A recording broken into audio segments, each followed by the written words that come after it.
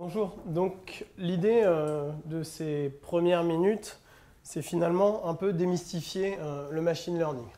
Machine learning, vous connaissez tous le fantasme, Westworld, iRobot, Asimov, Matrix. La culture populaire s'est emparée du sujet depuis très longtemps. Les machines qui deviennent aussi intelligentes que les humains, voire qui prennent le pouvoir, c'est quelque chose qui est largement répandu. De manière un peu plus proche de nous, on a des exemples de machines intelligentes. La première fois où Deep Blue a battu le champion du monde d'échecs, ça a fait un grand bruit. Il n'y a pas longtemps, c'était AlphaGo qui battait le champion du monde de Go. Mais de manière encore plus pragmatique, le machine learning est déjà inscrit dans vos vies de tous les jours. Quand vous ouvrez votre boîte mail, typiquement votre mail Google, parce que c'est quand même, ils sont quand même assez forts, et bien vous avez du machine learning à tous les étages. Le dernier exemple en date, je ne sais pas si vous utilisez Inbox, mais Inbox a rajouté des petits boutons de réponse rapide.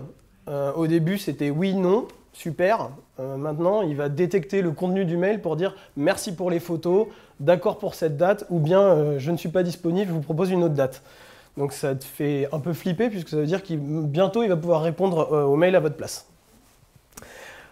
Le but, c'est d'aller un petit peu plus profondément et de voir finalement, au-delà de la simple définition de machine apprenante, pourquoi on parle de machine learning.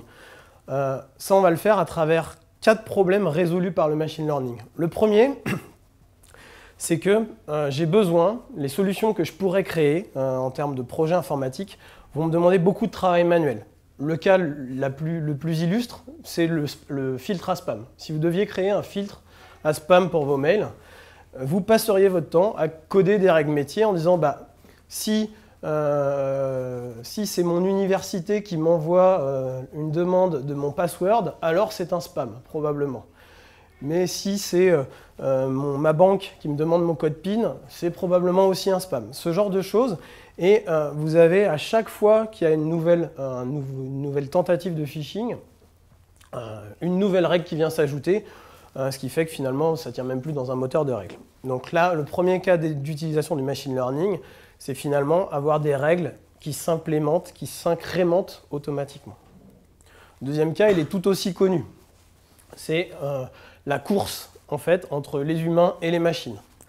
Pourquoi? Typiquement, dans des cas de fraude, je vais avoir la fraude à la carte bleue.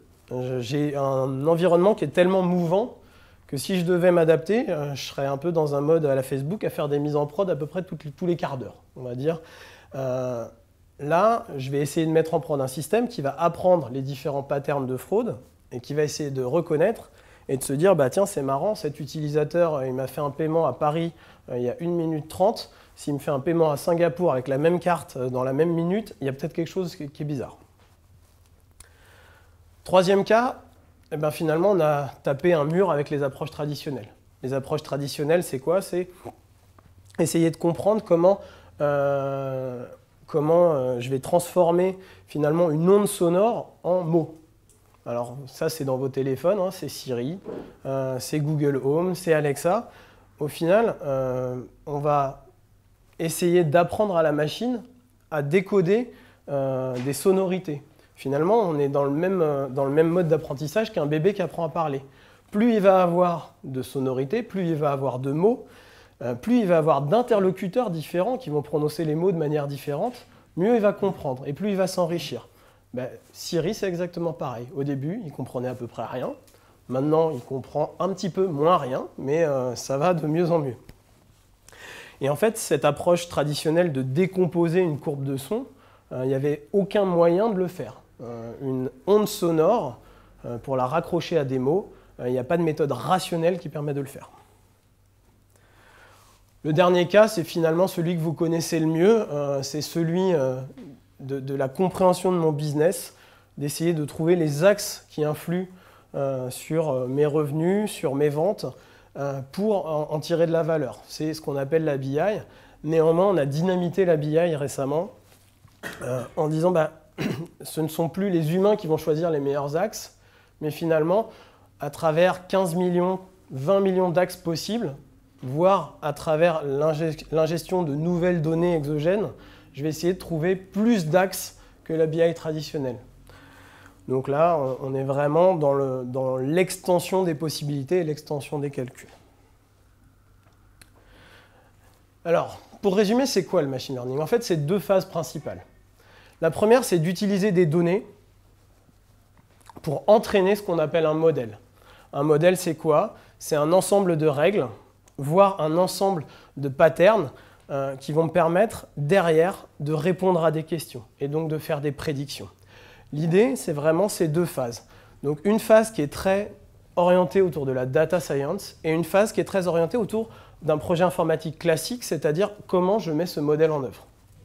Donc on verra que ces deux phases vont répondre à des problématiques différentes, vont générer des problématiques différentes, et que finalement, l'une sans l'autre, mon projet n'a aucun sens.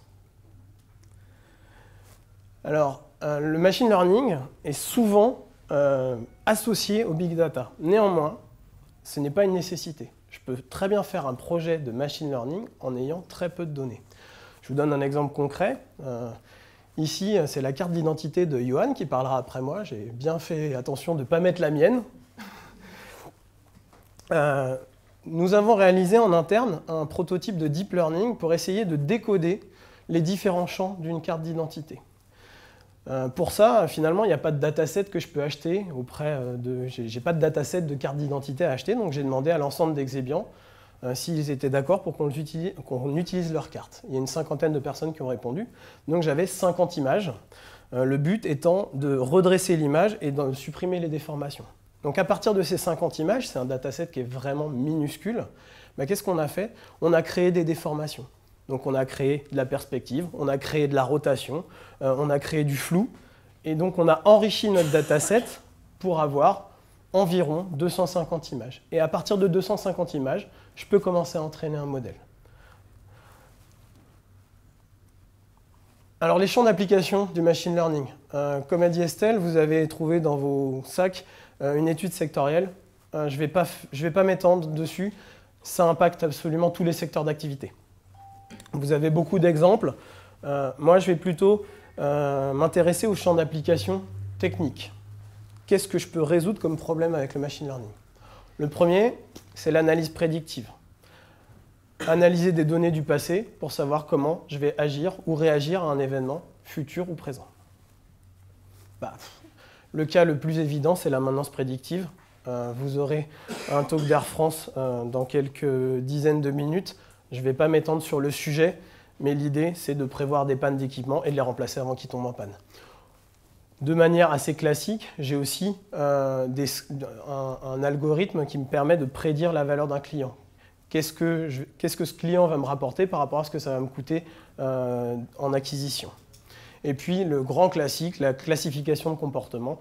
Je vais faire ce qu'on appelle des clusters de population pour prévoir vers quel type d'onglet, vers quel type de navigation ils vont s'orienter ou à quel type de mail ils seront le plus réactifs. Deuxième cas, l'optimisation. Donc le scoring, la recommandation, l'aide à la décision. Là encore, je ne vais pas m'étendre puisque Jean-Philippe nous parlera de smart pricing, comment associer le meilleur prix à une offre. Mais c'est aussi, dans l'industrie 4.0, comment je vais optimiser la gestion de mon parc d'équipements. Comment je vais les répartir, voire même comment je vais les distribuer dans une zone géographique pour être au mieux. C'est le classique score d'attrition. Est-ce que mon utilisateur sera sensible ou pas à mon produit? Ou le scoring de churn, est-ce qu'il va rester ou est-ce qu'il va partir? La grande star en ce moment, c'est le traitement automatique du langage. La première grande sortie officielle de Watson, donc le moteur de machine learning d'IBM, c'était qu'il a gagné à Jeopardy. Donc il était capable d'analyser des réponses et de prédire quelle serait la question. Bien sûr, on a tout ce qui est extraction d'informations, on a tout ce qui est résumé de texte, on a tout ce qui est analyse de sentiments. Tout ça, c'est des domaines qui avancent très rapidement. On verra que néanmoins, il faut qu'il y ait quand même une sémantique derrière, et les anglo-saxons ont la chance d'avoir plus de données et plus d'avance que nous là-dedans, ce qui fait que finalement, l'analyse sémantique du français est un peu en retard. Les apprentissages non supervisés. Alors ça, c'est de la théorie mathématique, je vais vous l'éviter.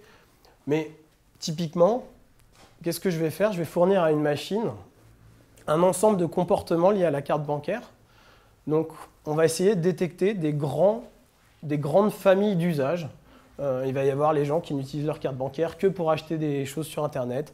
Il y a des gens qui vont utiliser leur carte bancaire dans un rayon de 100 mètres. Et donc, je vais créer des grands patterns d'utilisation de la donnée. Et derrière, qu'est-ce que je vais faire? Je vais essayer justement de les rapprocher de choses plus supervisées, de dire ça, c'est une fraude. Typiquement, on voit que la fraude sort des patterns généraux. Donc, je peux peut-être avoir quelque chose entre cet apprentissage non supervisé qui va me détecter des grandes tendances et un apprentissage plus supervisé qui va me dire ici il y a une fraude, donc peut-être qu'en enchaînant les deux, je vais pouvoir mieux détecter ma fraude. Et enfin, la grande star actuellement, le fantasme ultime, l'intelligence artificielle, que nous on rapproche du deep learning. Donc l'idée, c'est vraiment d'avoir une machine qui détecte beaucoup plus qu'un humain ne pourrait détecter, à tel point que parfois on ne comprend même pas quels sont les patterns d'analyse qui amènent à un résultat.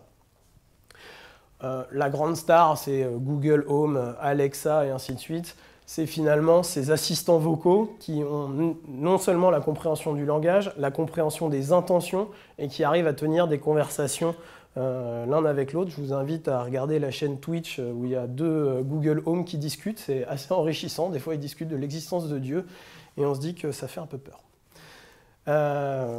Voilà pour les grands cas techniques d'utilisation de la donnée. Maintenant, quand je veux faire mon projet de machine learning, en fait, j'ai deux stratégies principales. La première, c'est finalement, j'ai envie d'une Ferrari, je vais aller la louer et je vais payer à la consommation. Donc je vais utiliser des services d'intelligence artificielle ou de machine learning offerts par d'autres acteurs. Les acteurs, c'est les grands classiques, c'est Google, IBM, Azure et Amazon, mais aussi des startups qui commencent à mettre des services en SaaS, à ouvrir des API, potentiellement pour être achetés derrière, mais ça c'est un autre débat. Donc j'ai fait un petit exemple qui est assez parlant avec des services de reconnaissance d'image. Et ce qu'on va voir, c'est que quand on utilise des services externes, on est couplé à des maturités assez différentes. Donc j'ai pris une photo d'une Renault Scénic dans la rue, et puis je l'ai soumis au service Recognition d'Amazon et au service Vision de Google. On voit que sur la même photo, j'ai Google qui est très très sûr que ça c'est bien une voiture. Amazon déjà est moins sûr. Donc clairement, il y a 3 chances sur 4 que ce soit une voiture, mais je ne suis pas complètement certain. Donc après, c'est à moi, humain, finalement, d'analyser cette probabilité et d'en tirer quelque chose. Autre chose très intéressante, c'est Google me dit que c'est un Renault Scénic. Et il a un fort taux de certitude là-dessus. J'ai fait cet exercice il y a environ 6 mois. Et il y a environ 6 mois, il me disait que c'était une Chevrolet, je ne sais plus quoi. Pourquoi? Probablement parce que dans sa maturité, dans son jeu d'apprentissage, il n'avait jamais vu les voitures françaises. Donc on voit que ça évolue. Et finalement, je vais coupler la roadmap de mon produit à celle de ses services, puisque je n'en maîtrise pas l'évolution. Deuxième exemple, c'est que finalement, mes résultats dépendent fortement du jeu de données initial. J'ai fait le même exercice avec IBM Watson. Donc là encore, un service en ligne, j'ai juste à soumettre mon image et il va me donner des résultats. Alors on voit qu'en fonction de l'angle de la photo, là il pense qu'il y a une chance sur 2 que ce soit une voiture. Alors que là, si je suis sur une photo de profil, c'est la même voiture, c'est le même modèle, là il est certain que c'est une voiture. Donc déjà, on voit que le jeu d'entraînement, la façon dont a été entraîné le modèle, dont on parlait tout à l'heure, a un impact très fort finalement sur les résultats donnés. Le problème avec IBM Watson, avec Google et ainsi de suite, c'est que je ne maîtrise pas cet entraînement. Donc je ne peux pas réentraîner mon modèle pour dire j'aimerais bien prendre les photos de 3/4. Autre chose assez intéressante, c'est que dans le premier cas, il est certain que cette voiture est gris cendre. Dans le deuxième cas, il se dit ça c'est peut-être une couleur qui est marron. Pour moi, c'est franchement orange. Donc on peut supposer en tout cas que ce type de couleur dans les voitures américaines, c'est pas très répandu. donc il va finalement s'approcher le plus possible de ce qu'il connaît, et ce qu'il connaît le plus, c'est marron. Par contre, orange, pour lui, ce n'est pas une couleur de voiture, donc il n'y a aucune raison que ça se soit orange. Donc ça, c'était finalement utiliser des services SaaS ou utiliser des services dont vous ne maîtrisez pas la roadmap.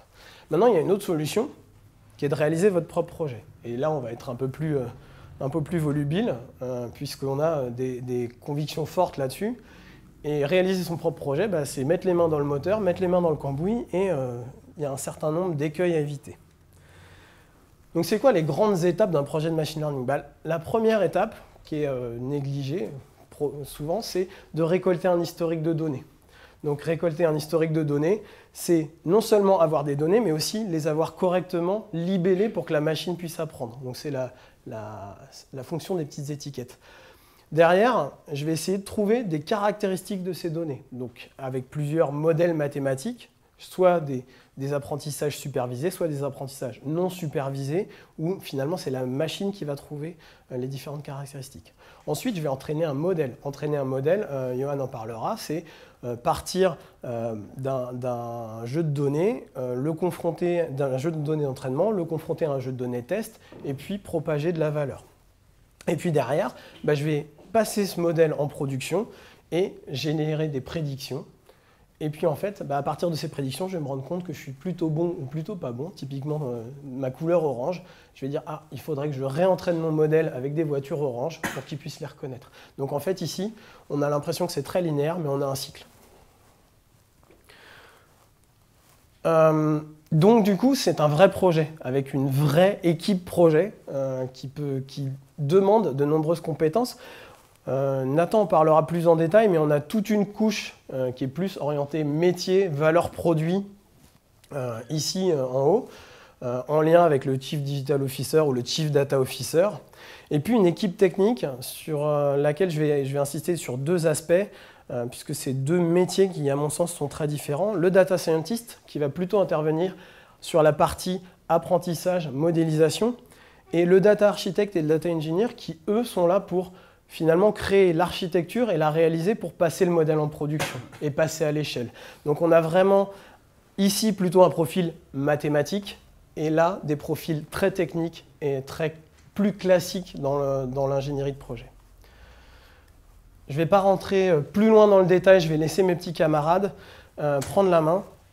Donc Nathan, qui est Product Strategist chez Tiga. Tiga, c'est une société sœur de Xebia qui s'intéresse vraiment au produit. Qu'est-ce qu'un produit? Comment je construis un produit? Comment j'en tire de la valeur? Et Johan, qui est Data Scientist chez Xebia, donc qui va s'intéresser, lui, à la technique. Et en fait, de notre expérience, ce binôme conduit aux meilleurs résultats dans un projet de machine learning, puisqu'on va d'abord définir quelle est la valeur, et ensuite, on va essayer de savoir comment on va vraiment la mettre en œuvre. Est-ce que c'est possible? Est-ce que la combinaison de ces deux solutions permettent d'arriver à une valeur supérieure? Donc je leur laisse la main. C'est parti. Merci.